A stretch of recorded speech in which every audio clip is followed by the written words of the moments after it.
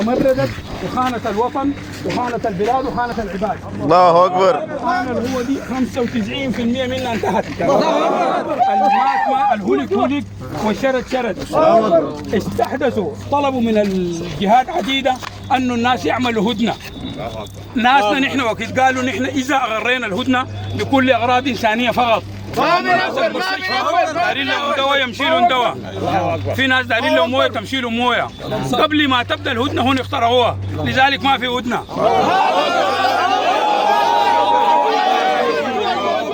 القياده بتاعتنا نحن القياده بتاعتنا غدرت الوضع الانساني بتاع الناس اللي في المستشفيات والاطفال والرضع. قالوا ممكن تكون في هدنه بغرض انساني فقط. الهدنه ما بدت هون اخترعوها، لذلك ما في هدنه.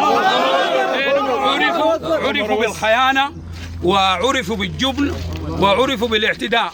لا دين ولا اخلاق لهم.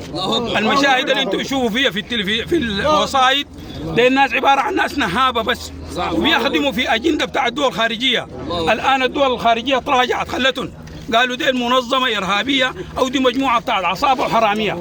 الناس فيما تبقى من يوم يومين ان شاء الله نعلن الخرطوم دي. الله اكبر. الله اكبر.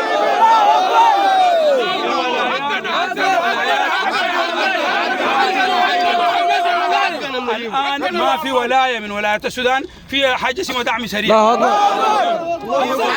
الجيوب المتبقية هنا خلال يوم يومين الموضوع ده خلاص انتهى. الله اكبر. نحن نبارك لكم العيد ونقول لكم يعني تبريكات وتهاني هيئة القيادة، وابقوا 10 لما تبقى من ساعات ان شاء الله باذن الله. الله اكبر.